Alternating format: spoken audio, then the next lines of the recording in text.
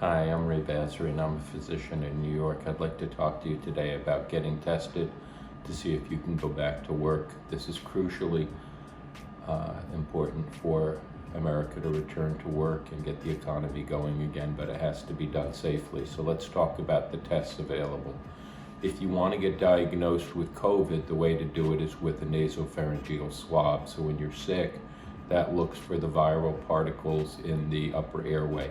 If that is positive, then you can be diagnosed with it, and then you go through a period of healing where you get over the virus. Usually takes a week or two, and then 6 days after you have your last fever, you are considered free and clear to return to work. You no longer have a communicable disease, and that's the end of it.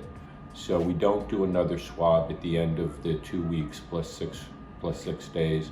We just go ahead and clear you for return to duty.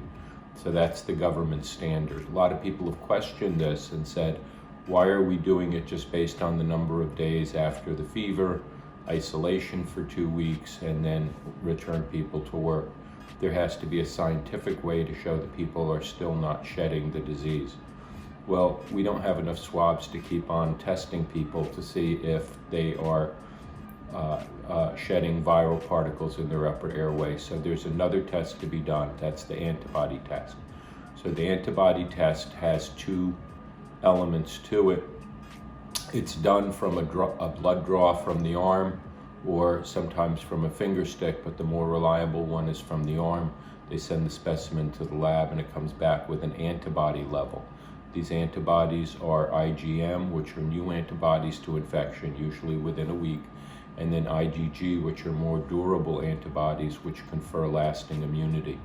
So if someone has IgG antibodies in moderate to high levels, we know that they've gone through the infection, they've come out the other end feeling well if they don't have any symptoms, and they can safely be returned to work.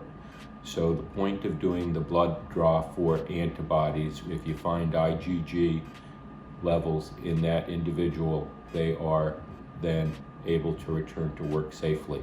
Now, if we get enough of these people with IgG to return to work safely, what we have is a workforce that can't infect each other. And it would be very unlikely that those people are also still shedding viral particles. So they would wear a respiratory protection mask, but it wouldn't be to the extent that we think that they can affect individuals who have never been so far around the COVID virus. So COVID naive individuals, never having had COVID, they could go into a store or a train or bus where these people have been returned to work with antibodies.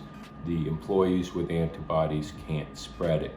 So the point is that if we get enough of these people together, we can start to resume normal function.